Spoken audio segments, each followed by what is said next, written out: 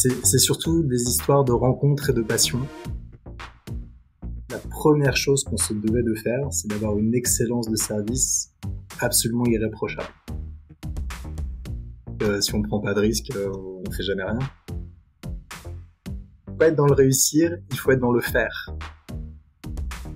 Pour être excellent, il faut avoir des gens excellents. Il faut savoir écouter ses clients, il faut savoir écouter ses membres.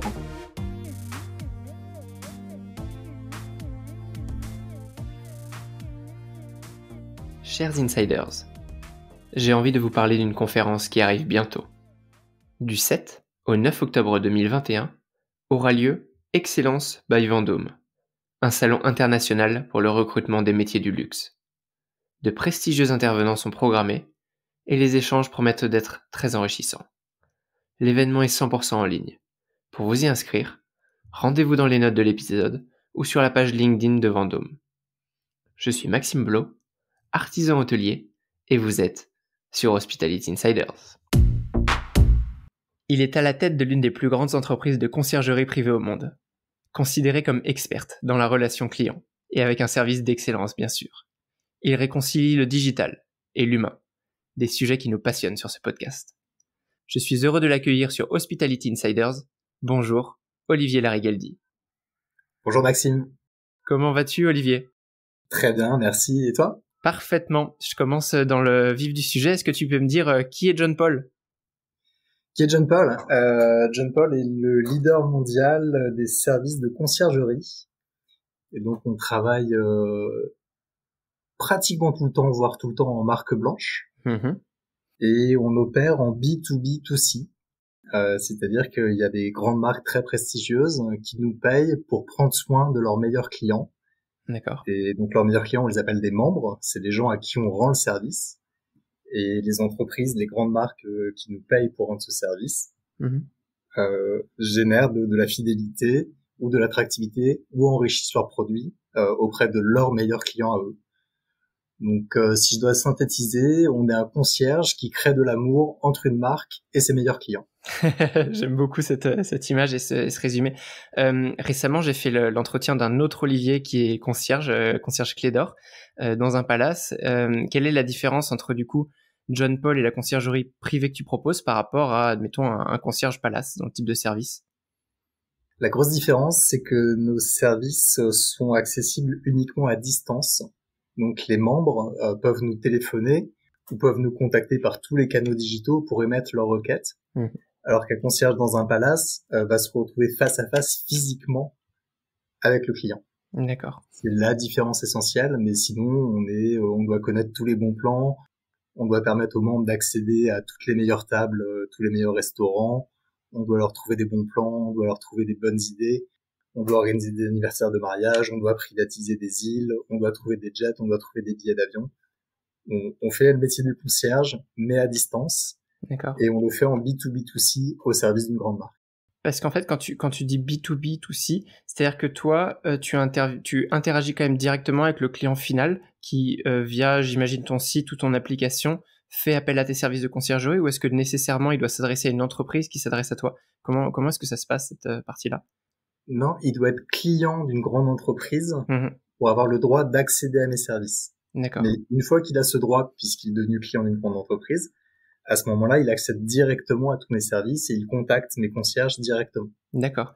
Et lui te paye directement, c'est l'entreprise intermédiaire qui rémunère. Comment est-ce que ça se passe ? Alors, il y a deux choses. Il y a le temps de mes concierges, les services de mes concierges, qui, eux, sont payés par la grande entreprise, la marque. Et après, il y a ce que le membre, le client final, utilise. Typiquement, il veut qu'on lui organise son voyage de noces. Lui va nous payer le voyage. D'accord. Et souvent, il va le payer moins cher que s'il l'avait organisé lui-même, puisqu'on trouve plein de bons plans, on a plein de partenaires, plein de relations. On a la chance d'appartenir au groupe Accor. Oui, depuis 2016, c'est ça ? Exactement. Et donc, on va lui trouver des tarifs plus attractifs que s'il l'avait fait lui-même. D'accord. Mais c'est lui qui paye son voyage de noces. Par contre, le temps que mes équipes vont passer à organiser ce voyage de noces, le temps que mes équipes vont passer à lui trouver des réductions, des bons plans, des bonnes idées, Ça, ils ne le payent pas. Donc typiquement, quand tu vas dans une agence de voyage, tu payes à la fois ton voyage, mais tu payes aussi le temps de l'agence de voyage. Oui, bien sûr. Quand tu utilises nos services, tu ne payes pas le temps de l'agence de voyage, parce que ce temps a déjà été payé par la marque. Et cette marque offre ce service à son client pour le fidéliser.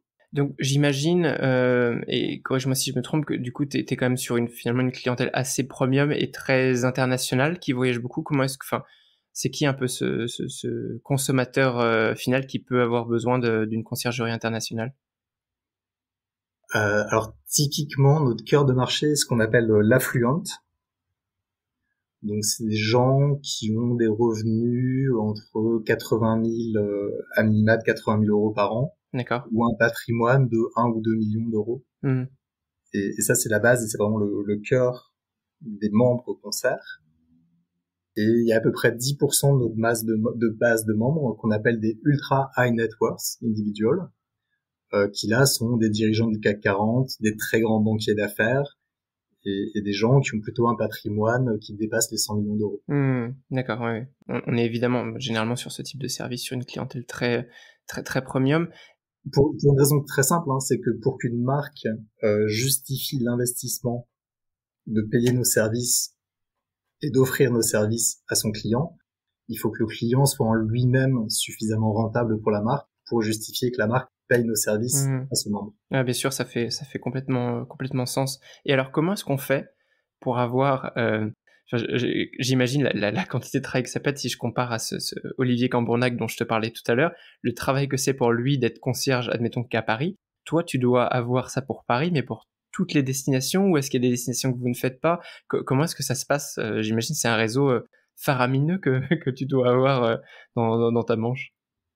Ouais, alors j'ai mon réseau en direct, puisqu'on est présent partout en Europe, on est présent partout aux États-Unis et en Amérique du Nord. Et après, j'ai mon réseau indirect, c'est-à-dire que mes concierges directs sont capables et ont les relations indirectes dans les autres pays du monde. Donc typiquement en Asie, lorsqu'un de nos membres souhaite voyager en Asie, déjà on connaît très bien le marché asiatique, mais en plus, lorsqu'on a besoin, on peut s'appuyer sur des relais locaux, des partenaires locaux. Typiquement, on a la chance, encore une fois, d'appartenir au groupe Accor. On peut tout à fait passer un petit coup de fil à un collègue concierge dans un des palaces ou dans un des hôtels Accor en Asie, et qui volontiers nous donne un petit coup de main pour ouvrir la porte là où on a besoin de l'ouvrir, à Tokyo ou à Sydney. Ça, c'est un atout génial, et c'était justement une de mes questions. Donc, je crois que tu vas nous raconter un petit peu l'histoire de John Paul. C'est une entreprise qui a quand même déjà plusieurs années, qui en 2016 est rachetée par Accor. Quels nouveaux enjeux pour toi et pour ton entreprise, puisque donc tu en es le CEO, on parlera de ton parcours juste après. Qu'est-ce que ça a pu modifier? Quels atouts supplémentaires pour votre clientèle, en plus de ce qu'on comprend déjà à travers ce que tu dis? Voilà, un peu comprendre stratégiquement qu'est-ce que ça a pu modifier un rachat par un groupe comme Accor, qui, rappelons-le, est le leader hôtelier français notamment, et en Europe. Donc vous êtes rentré finalement dans une sphère qui était absolument gigantesque, j'imagine, via ce rachat-là. Absolument. Alors on va peut-être commencer par le côté négatif. Et John Paul était une start-up absolument génialissime qui a été créée par un fondateur visionnaire et qui a amené John Paul, je dirais, jusqu'à l'adolescence. L'adolescence correspond au moment du rachat par Accor. Et à ce moment-là, il y a eu une petite crise d'adolescence. D'accord. Liée au fait d'avoir réussi la vente. Enfin, c'est assez typique dans la vente d'une start-up réussie. Lié au fait qu'il fallait tourner une page sur le management. Voilà, donc il y a eu un petit côté négatif qui est comment une start-up qui a grandi très vite, tout d'un coup arrive dans un grand groupe. Et ça a généré une petite crise d'adolescence. Et c'est aussi ce qui a motivé mon arrivée. Parce que moi, je suis pas du tout le fondateur. Et j'ai juste eu la chance qu'on me confie John Paul il y a 3 ans. D'accord. Pour l'amener dans cette nouvelle phase. Donc ça, c'est le petit point négatif. Les points positifs sont très nombreux et sont extrêmement nombreux. Le premier étant, comme je l'ai dit, on est en B2B2C. Et le B du milieu, la marque cliente, nous confie ses meilleurs clients. Et elle a besoin d'avoir l'assurance, petit 1, qu'on sera toujours là dans 5 ans. Parce qu'elle peut pas hypothéquer ses meilleurs clients. Et petit 2, qu'on aura toujours la capacité d'investir pour toujours être à la pointe du service qui est proposé et toujours être différenciant. Et le fait de tout d'un coup appartenir à un groupe de la puissance d'Accor nous permet de donner cette assurance de façon très fiable à nos grandes marques clients. D'accord. Donc ça, aussi bien commercialement que dans la confiance des relations, c'est un élément très important. Le deuxième élément très important dans le fait d'appartenir à Accor, c'est qu'on a beaucoup de demandes de nos membres qui sont liées à l'univers du voyage et à l'univers de la restauration dans lequel Accor est très présent. Oui. Et que, évidemment, ça nous donne un petit atout par rapport à nos concurrents pour proposer des avantages encore plus poussés que nos concurrents et pour connaître ce marché-là encore mieux que nos concurrents. Bien sûr. Après, en question d'atmosphère, l'excellence du service, le relationnel, le plaisir de faire ce métier, tout bêtement la conciergerie, c'est déjà inscrit dans l'ADN d'Accor. Et donc les deux entreprises se sont retrouvées de façon très instinctive sur ces bases et sur ces valeurs. Et donc ça a beaucoup facilité l'intégration. Et le dernier élément que j'aimerais mettre en avant, c'est tout simplement sur le parcours de nos employés. Et là, tout d'un coup, ça leur donne des perspectives de carrière beaucoup plus grandes. Parce qu'ils peuvent, à la suite d'un passage chez nous, évoluer et continuer à grandir au sein du groupe, à l'international ou sur des nouveaux métiers. D'accord, il y a des passerelles un petit peu. Exactement, et dans les deux sens d'ailleurs. Mon DSI, mon Chief Technology Officer, vient du groupe Accor, et il était dans un univers très grand, et il est passé chez John Paul, où tout d'un coup il a pu avoir une expérience de numéro 1. Oui. Et tout son talent a pu s'exprimer, et il a pu vraiment se faire la main sur ce que c'est que d'être le numéro 1 d'une DSI. Et à l'inverse, mon directeur financier, lui, vient de partir, et de prendre la direction financière de la plus grosse entité du groupe Accor. D'accord. Et c'est un garçon qui a énormément de talent, qui pouvait plus grandir chez nous. Et chez Accor, il a pu continuer à grandir. Et moi, pour attirer les meilleurs, pour recruter les meilleurs dans les jeunes, si je sais leur dire, vous allez pouvoir continuer de grandir, vous allez avoir des perspectives, c'est un atout complémentaire pour recruter les meilleurs. Bien sûr, oui. Et tu bénéficies en plus de la bonne image de marque d'un groupe comme Accor derrière et de toutes les opportunités qui existent dans ce beau groupe. Et oui. Et alors côté client, est-ce que un client John Paul a le même système de fidélité, de carte de fidélité qui existe chez Accor, ou est-ce que c'est un petit peu distinct? Quand je suis allé sur le site, je vois que John Paul est mis comme accélérateur de business, mais est-ce que vous avez ces mêmes points de fidélité? Comment est-ce que ça fonctionne? C'est complètement distinct.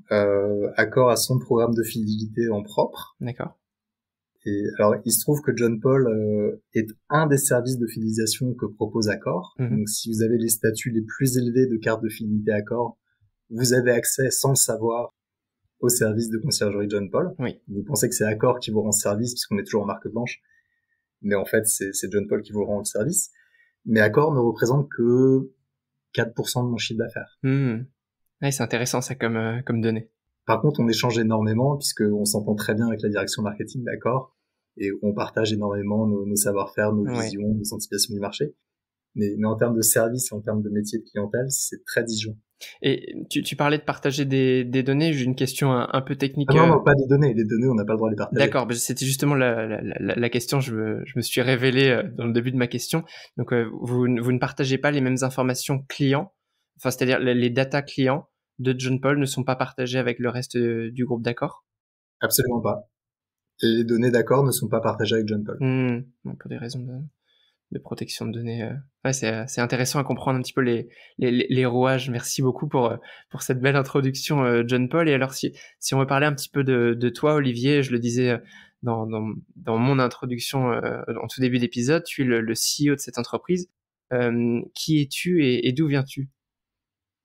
D'où je viens, j'ai grandi en banlieue parisienne, dans une petite banlieue tranquille et très sympa, où j'avais la chance de partir en vacances faire du windsurf tous les étés. Et plutôt une enfance sympa, très heureuse. Et après, j'ai fait des études scientifiques, ingénieur télécom. Je suis parti à New York, j'ai été trader pendant une journée. D'accord. C'est sans doute la plus brève carrière dans le trading qui existe. En fait, j'étais passionné de mathématiques Et quand je suis arrivé dans le trading, je me suis rendu compte que c'est pas du tout ce que je croyais et que c'était beaucoup plus proche de la caricature, surtout à l'époque, parce que malheureusement, je suis plus tout jeune. Et à l'époque, on était vraiment dans la caricature du trader. Et donc, au bout d'une journée, le soir même, j'ai posé ma démission et le lendemain, j'ai pris l'avion pour rentrer en France. Ah oui. Ce qui a fait un début de carrière un petit peu chaotique. J'imagine. Mais après, j'ai eu la chance d'avoir une carrière très riche, avec beaucoup de très belles rencontres. Et c'est sans doute ce qui a façonné ma carrière et ce que je suis professionnellement. Beaucoup de secteurs différents, parce que j'ai travaillé longtemps dans les télécoms, j'ai travaillé dans l'informatique, j'ai travaillé dans l'outillage industriel, et aujourd'hui, je travaille dans la conciergerie. Oui. Beaucoup de pays. J'ai longtemps travaillé à Londres, à San Francisco et un petit peu à New York. Donc voilà, un parcours. Là, tu me le résumes beaucoup trop modestement et rapidement. Justement, j'ai envie de comprendre comment est-ce que on se retrouve dans des entreprises comme celle de Furet de compagnie. Donc, pareil, dont tu pourrais par exemple nous parler, puisque tu y étais pendant 7 ou 8 ans, je crois. Comment est-ce qu'on se retrouve à rentrer dans de la conciergerie qui, en tout cas de mon point de vue, est un milieu qui n'a absolument rien à voir? Pourquoi est-ce qu'on vient te chercher, toi, sur un poste avec un tel challenge, comme tu disais tout à l'heure, juste après le rachat d'accord, un petit peu, voilà, comprendre les subtilités de ton parcours et ce qui fait que qu'il est aussi spécial, puisque même si très modestement tu ne le dis pas, je pense qu'il y a beaucoup de choses à mettre en avant à travers ça. C'est surtout des histoires de rencontres et de passion. Moi, tous les jobs que j'ai eus, c'est des jobs que j'ai eus grâce à des rencontres très souvent fortuites, et je t'en raconterai une ou deux. Et je n'ai pris que des jobs de façon presque irrationnelle, même si après, une fois que j'ai le job, je suis affreusement rationnel. Mais les choix de job sont tous complètement irrationnels et ils sont faits sur un coup de cœur, une intuition, un feeling, et c'est ce qui fait que je passe du tournevis à la conciergerie après avoir fait de l'informatique. Donc, typiquement, quand j'ai fini mon MBA, j'ai croisé complètement par hasard le patron de British Telecom. Moi, je revenais du tennis et lui sortait d'une conférence, donc il était en costard cravate et j'étais en t-shirt dégoulinant de sueur. Et il me dit, je suis patron de British Telecom, je fais des télécoms. Oui. Et je lui dis, ah bah c'est marrant, j'ai fait un peu de télécom avant, et maintenant je joue au tennis. Et il m'a proposé un stage, le stage s'est bien passé, et j'ai fait 10 ans chez British Telecom, qui ont été 10 ans merveilleux. L'arrivée chez Accor, c'est pareil, c'est que maintenant j'investis à titre personnel en tant que business angel dans quelques startups. Oui. Tu parlais de Furet. Et j'ai croisé Thibaut Vior, qui était à l'époque au Comex d'Accor. Et on a discuté, on a papoté, et 3 jours après, je commençais à bosser pour Accor. Waouh. Donc j'ai pas une carrière très tracée comme on peut la retrouver chez certains grands dirigeants, qui ont beaucoup de talent. Moi, j'ai plus une carrière accidentelle qui marche au coup de cœur, à la passion et à la rencontre. Oui, mais qui est en effet très très riche aussi. Et donc tu parlais de rencontres auprès d'Accor, parce que donc tu es devenu le CEO de John Paul et en plus tu as pris un poste de VP Operations, c'est ça chez Accor? Comment ça s'est passé? Non, l'histoire c'est que je suis rentré chez Accor pour ce poste de VP Operations au sein des nouveaux business. D'accord. Et comme John Paul faisait partie des nouveaux business et que Accor souhaitait renouveler la direction de John Paul, c'est comme ça que Sébastien Bazin et à l'époque Thibaut Vior m'ont proposé et m'ont demandé de prendre le rôle. Waouh, quel challenge! Comment est-ce que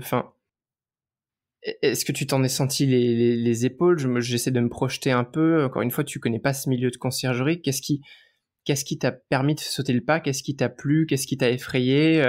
Voilà un peu les petites questions que tu as dû te poser à ce moment-là.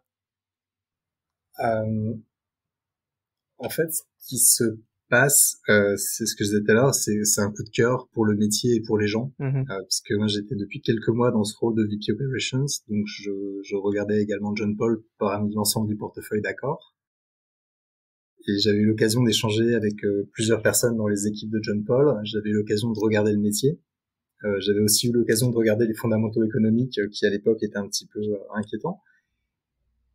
Mais c'est pas grave, le coup de cœur était là, les équipes étaient là, le métier était beau, et ça donne envie d'y aller. Bien sûr. Les risques, si on prend pas de risques, on fait jamais rien. T'as complètement raison, mais c'est vrai que c'est un poste pour moi qui est celui de CEO qui est tellement engageant, tellement de responsabilités dans un grand groupe qu'Accor. Je trouve ça beau que tu dises qu'en fait c'est d'abord un coup de cœur avant tout, et après en effet bien sûr il y a des mécanismes, des automatismes que tu mets en place, mais c'est avant tout de l'humain et de l'émotion en fait qui te fait choisir ce poste-là. Je trouve ça très touchant en fait. Et alors une fois donc arrivé chez Accor, chez John Paul, quels ont été tes plus grands challenges en termes de CEO? Tu disais ça allait pas forcément très bien à ce moment-là, c'était un peu compliqué comme période. Qu'est-ce que tu as dû mettre en place en fait, pour redresser la barre? Le premier challenge, ça a été de redonner les priorités, de redonner la feuille de route, Mmh. et de savoir faire des choix parfois difficiles, parfois forts. Donc, dans les priorités qu'on s'est données, le premier, ça a été le rétablissement de l'excellence opérationnelle et de l'excellence du service. D'accord. Avant même d'aller faire du développement, avant même d'arrêter des choses, avant. Première chose, c'est qu'est-ce qu'on veut faire, qu'est-ce qu'on veut être. Et notre première valeur, on en parlera peut-être tout à l'heure, c'est de par les clients dont on a parlé tout à l'heure, que ce soit les marques prestigieuses qui nous confient le soin de leurs meilleurs clients, ou que ce soit les membres qu'on a le privilège de servir. La première chose qu'on se devait de faire, c'est d'avoir une excellence de service absolument irréprochable. Mmh. Donc on a redonné une perspective, on a redonné une feuille de route qui était basée sur ce principe. D'accord. Et après on décline. Après on fait des choix économiques. Hein. Tu sais que la vie de PDG, c'est aussi beaucoup de décisions dans lesquelles on est un peu seul et qui Bien sont sûr. un petit peu difficiles. Mmh.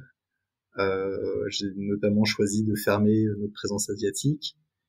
Il y avait un ou deux très grands contrats qu'on avait gagnés, mais sur lequel le prix qui avait été proposé ne nous permettait pas d'atteindre la qualité de service souhaitée. Et donc, j'ai dû rappeler le client et dire désolé, on va pas pouvoir honorer ce contrat. Mmh. Ce qui n'est pas une décision agréable quand c'est vos 2 premiers mois en tant que PDG. Ouais, absolument.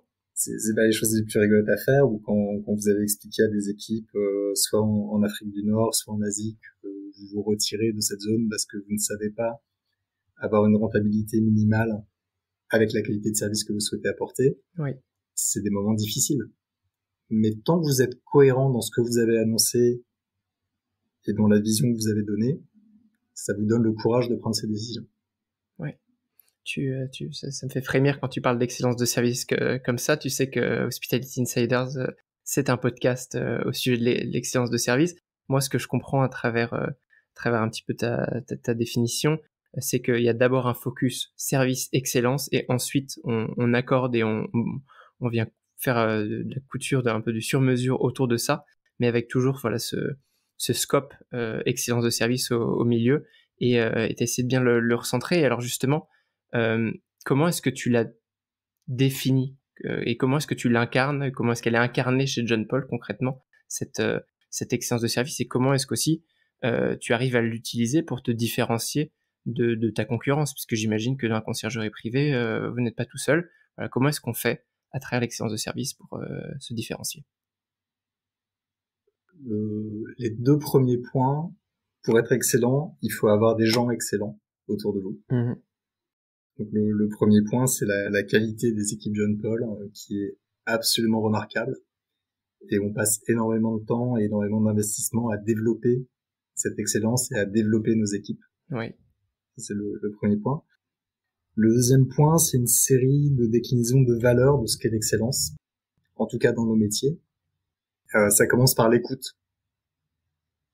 Il faut savoir écouter ses clients, il faut savoir écouter ses membres. Et à partir de là, vous avez déjà fait 70% du boulot. Ensuite, il faut énormément de rigueur dans l'exécution.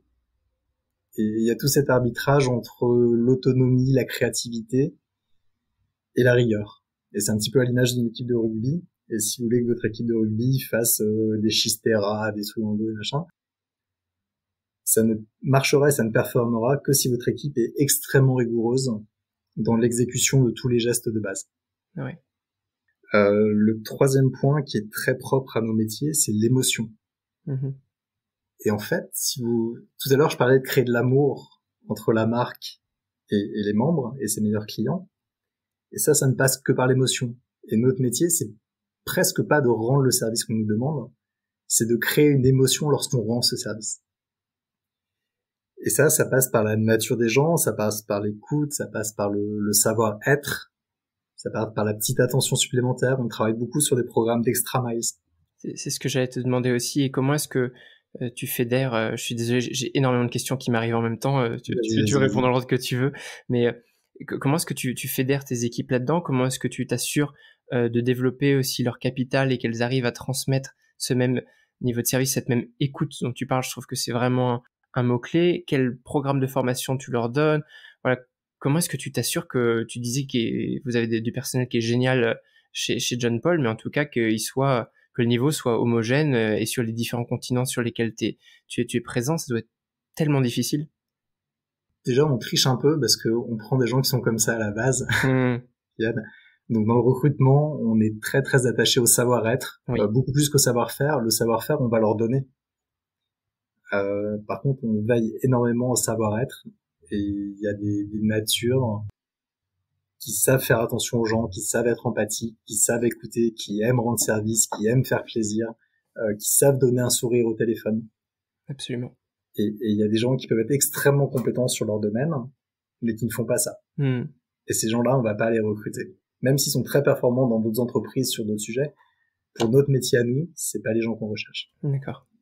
La deuxième chose, et on reprend l'image de rugby, de l'équipe de rugby, c'est toutes les bases. Et sur les bases, on investit énormément dans tout l'outillage. À titre d'exemple, dans nos métiers, il faut un CRM. Même si on a des objectifs de rentabilité, qu'on doit faire attention à l'argent, on a acheté le CRM le plus performant du marché.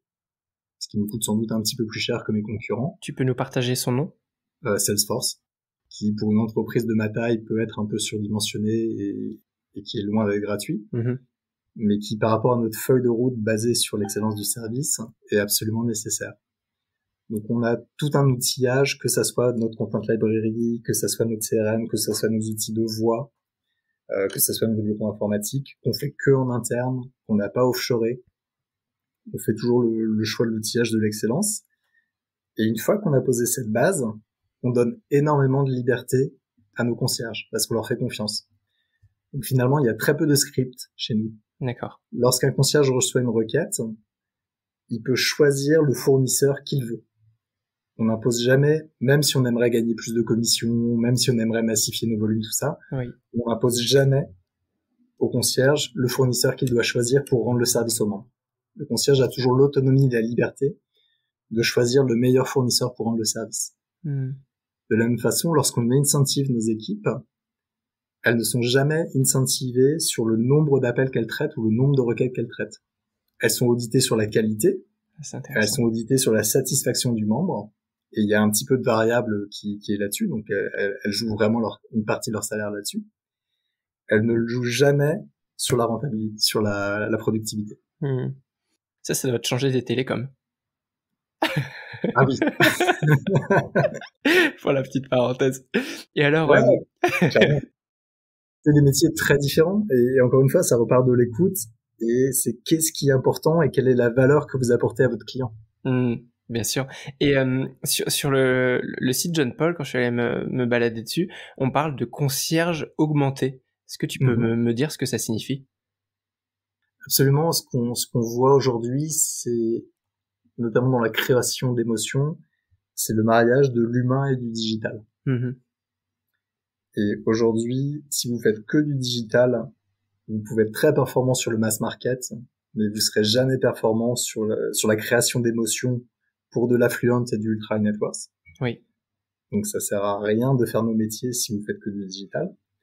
À l'inverse, si vous ne faites que de l'humain, vous allez vous retrouver face à des clients et des membres qui, dans leur vie de tous les jours, ont également besoin d'accéder via leur smartphone à nos services, via du chat, via du SMS, via du mail, via du formulaire, via des applications. Et donc, on se doit d'augmenter la capacité de nos concierges via des outils informatiques, via des outils digitaux. Et énormément des programmes qu'on opère pour nos marques clientes combinent cet aspect humain et cet aspect digital. Et c'est ce qu'on appelle l'augmentation de notre concierge. D'accord. Oui. C'est la surface de contact qui est augmentée. Ouais, d'accord. Et puis il a en effet toute une quantité d'outils qui lui permettent voilà, d'accéder au meilleur de ce que John Paul peut proposer, c'est ça? Exactement. Et vous commencez, vous êtes membre, vous êtes dans le métro, vous n'avez pas trop envie de téléphoner, vous commencez votre demande, organisez-moi mes vacances avec votre téléphone portable, Mmh. et vous arrivez chez vous et vous continuez la conversation en appelant votre concierge, D'accord, ouais. qui récupère tout ce qui a déjà été fait sur le téléphone portable. Et pour le client, c'est quelque chose qui doit être complètement fluide. Pour lui, c'est un seul voyage, mais pour le concierge, ça peut être différents canaux de communication au travers de ça, sur lesquels il doit récupérer aussi l'information et la renvoyer au client de manière synthétique. Absolument. Et ça peut même être plusieurs concierges qui doivent donc pouvoir reprendre le dossier de bout Et en oui. bout, parce qu'on a la chance d'avoir des tables spécialisées. Donc on a une agence de voyage en interne, par exemple. On a une équipe restaurant, on a une équipe billetterie. Mhm. Et, et lorsqu'un client un membre va nous demander un voyage pour aller voir un concert avec une idée d'un bon restaurant à faire une fois qu'ils sont sur place, Oui. on va avoir 3-4 équipes qui vont intervenir. Et pour autant, il faut que l'expérience du membre soit comme s'il avait parlé à une seule personne. D'accord. Et tout ça fait partie de notre outillage et du concept d'augmentation du concierge. Ouais, c'est très, très, très clair. D'un point de vue géographique, les bureaux sont où? Alors, les bureaux sont à Paris, à Lisbonne et au Luxembourg, à Miami, à Toronto et à San Francisco. Ça fait, ça fait quelques voyages si tu veux rencontrer tout le monde. Et Absolument. combien de personnes qui travaillent chez John Paul de manière directe? À peu près 500. Ouais, c'est déjà une belle entreprise. Et alors toi, quel, quel manager tu es au quotidien, même si évidemment tu es pas en contact direct avec toutes ces personnes-là, mais voilà, comment est-ce que tu les manages? Quelle relation tu as dans une aussi grande entreprise que Accor puis John Paul? Voilà, comment est-ce que tu te positionnes? Déjà, je fais comme tout le monde, je fais ce que je peux. Après, mon rôle, c'est de donner les lignes dans lesquelles les gens peuvent exercer leur travail.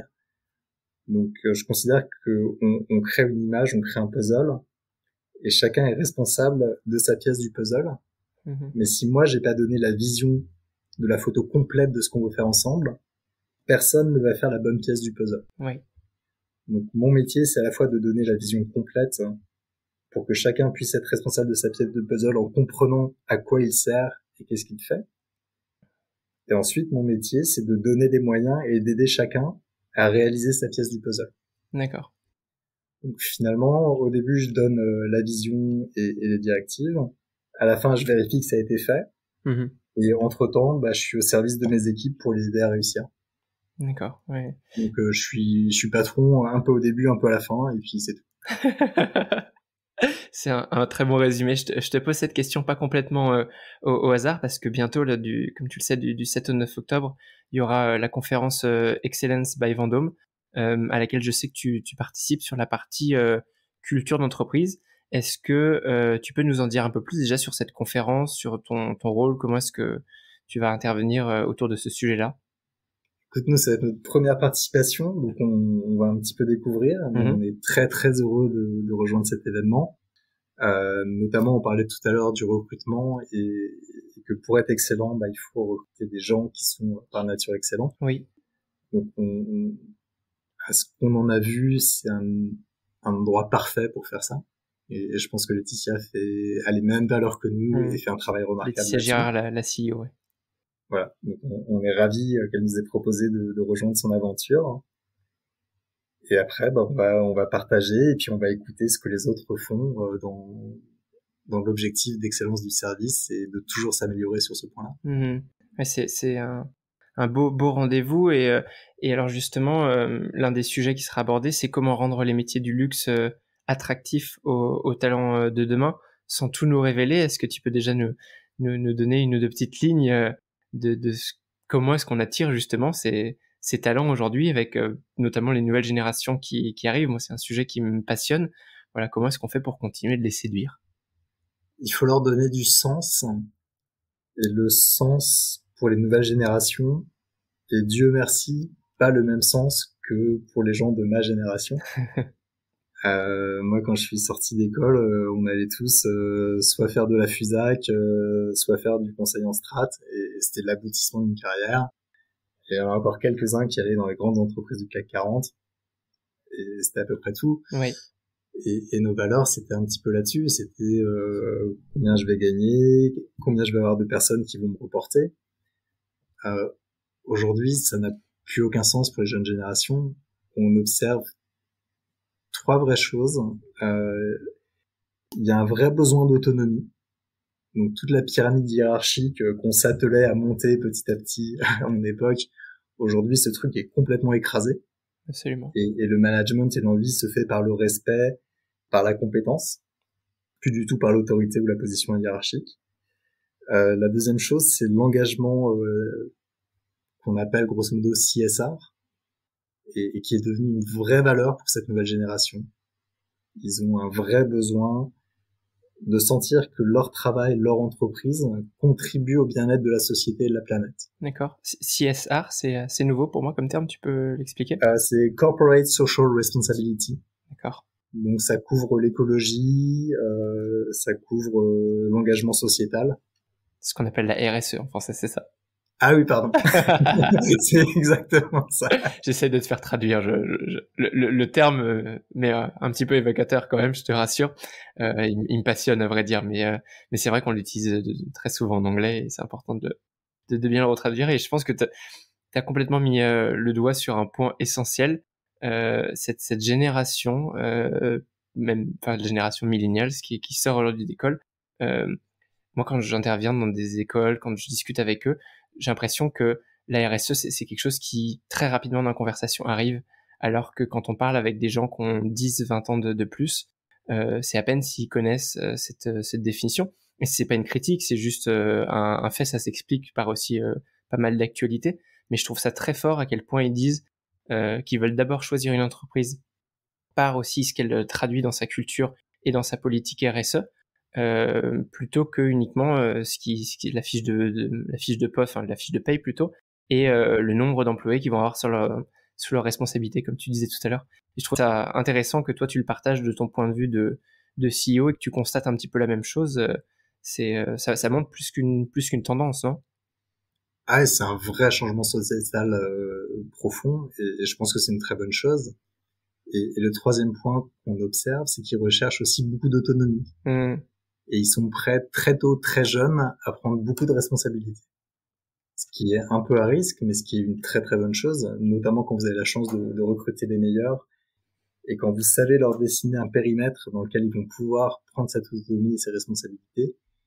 C'est une vraie puissance pour l'organisation. Et à l'inverse, si vous savez pas leur proposer ça, vous allez très vite les perdre. Bien sûr. Donc je suis assez fan des nouvelles générations, même s'il faut apprendre à les diriger, oui. Et qu'on les dirige pas comme on dirigeait il y a 15 ans. Complètement. Pour toi, ça a dû demander, je pense, une formidable capacité d'adaptation aussi pour prendre ce virage. Et puis parce qu'en plus, dans ton entreprise, tu as toutes ces générations-là. Donc, quel challenge dans ta communication que de parler aussi bien à un jeune de 20 ans qu'à un moins jeune de 40, 50 ans et plus.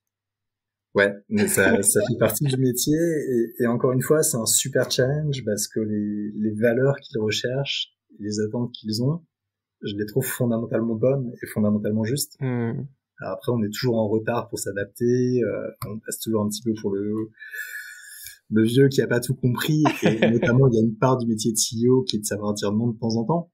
Oui. Donc on n'a pas toujours le beau rôle. Mais en tout cas, pour moi, c'est un énorme plaisir de devoir m'adapter à cette nouvelle génération parce que je pense que c'est elles qui ont raison. Là, ça me conforte et ça me rassure d'entendre ça aussi.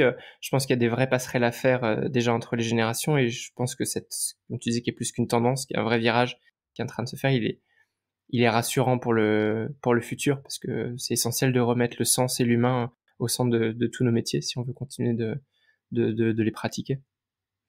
Absolument. Et on a beaucoup parlé de John Paul, on a beaucoup parlé de management. Maintenant, j'aimerais qu'on reparle un petit peu d'Olivier, et puisqu'on était sur le sujet des générations, du Olivier plus jeune. Si tu pouvais revenir en arrière, à l'époque que tu le souhaites, qu'est-ce que tu ferais différemment? Très peu de choses. Très très peu de choses. J'ai plutôt la chance d'avoir une très belle vie et d'avoir fait beaucoup de très belles rencontres qui m'ont amené dans des aventures merveilleuses.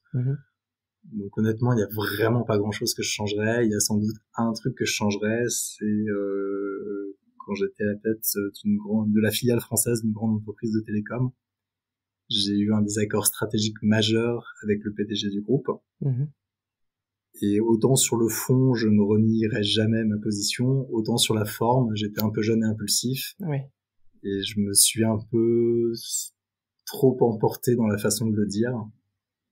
Et je pense que je regrette la forme dont j'ai dit les choses. Oui. Voilà, c'était un petit manque de maturité, peut-être un manque d'humilité, peut-être un manque de recul. Et à refaire, ce truc-là, je le changerais pas sur le fond, mais sur la forme. D'accord, oui. Et c'est une entreprise qui m'avait beaucoup apporté, et j'aurais pas dû... je me réexprimerais pas de cette façon-là. Bien sûr, oui. C'est des choses en plus qu'on peut parfois payer cher quand la forme est manquante et qu'on s'adresse à la bonne ou mauvaise personne. Question de point de vue, mais on peut le payer longtemps et très cher. Ouais, j'ai laissé mon poste, mais ça c'est pas très grave, c'est normal. Et puis il faut assumer ses valeurs, puisqu'encore une fois sur le fond, je reste convaincu que ma vision était la bonne. Mais il faut aussi respecter les gens qui ont des impératifs différents, les gens qui m'ont beaucoup donné. C'est une entreprise qui m'a énormément donné. Et voilà, c'est pas là où j'étais le plus brillant dans mes choix. Donc ce sera un conseil à donner à tous tes jeunes que tu dis que c'est très rassurant pour les générations qui arrivent. En tout cas, garder en tête l'humilité et la forme aussi, c'est très important quand on arrive dans une entreprise qu'on a envie de changer, un petit peu de changer le monde, de pas oublier les personnes à qui on s'adresse et que il y a besoin de garder de la diplomatie. Ouais, et puis l'autre message, c'est que même si on fait une grosse bêtise une fois, on s'en sort quand même après. Oui, non, c'est c'est complètement vrai. Tout à l'heure, parce que je trouve que cette partie de ton parcours, elle est très inspirante. T'as parlé de, moi, je t'imagine en train d'arriver à Wall Street sur ton premier jour de trading et de repartir le soir. Est-ce que t'as une autre anecdote un peu marquante de ton parcours que t'aimerais partager aux auditeurs? Il y en a une qui est assez marquante. Et je parlais de cette entreprise à qui je devais beaucoup. Et en fait, jusqu'à la trentaine, j'étais pas vraiment un exemple de rigueur au travail. D'accord. J'étais très fort en planche à voile, par contre. Mais, si tu veux, même en prépa, j'ai séché énormément de cours. Enfin, le travail n'était pas ma première priorité. Oui. Et j'ai signé dans cette grande entreprise anglaise de télécom, embauché par le PDG du groupe. Je suis un petit peu arrivé en cobaye, et je suis arrivé, il y avait personne pour m'accueillir. Et au bout de 20 minutes, la personne de l'accueil a fini par trouver un post-it qui indiquait qu'il fallait que j'aille à la cave du truc récupérer des documents pour voir ce que j'avais à faire. Il y avait une pile de documents qui, sans mentir, partaient du sol et remontaient jusqu'au-dessus de ma hanche. Oui. Avec marqué « Je veux une synthèse et une recommandation pour dans 2 jours. » Bienvenue. Oh. Et en fait, eux, ils m'ont appris, les Anglais m'ont appris à bosser. Donc, ils maîtrisent très très bien cet équilibre entre quand je bosse à fond, et quand je bosse pas du tout et je profite de ma vie à fond. Et plutôt que de tout faire à moitié, ils m'ont vraiment appris ce que c'était que de travailler à fond, sérieusement, pour de vrai, efficacement. Et ça a sans doute changé ma vie, ce petit passage. J'imagine. Je vais te demander une autre synthèse, du coup, non pas de papier, mais d'un livre. Est-ce que tu as une recommandation que tu aimerais nous partager, un livre que tu as aimé, qui t'a marqué, pas forcément en lien direct avec notre sujet, en tout cas, voilà, une recommandation importante pour toi? Ma petite Bible, c'est un livre qui s'appelle L'Atlantique et mon désert, qui a été écrit par Jean-François Dognaud. Je sors de l'hôpital à la fin de l'été 1995 dans une chaise roulante, avec des cannes anglaises pour marcher, une minerve pour éviter les chocs dans le haut de la colonne vertébrale, le souffle très court, le cœur hésitant à régler les pansements des cicatrices qui suintent encore à changer tous les 2 jours.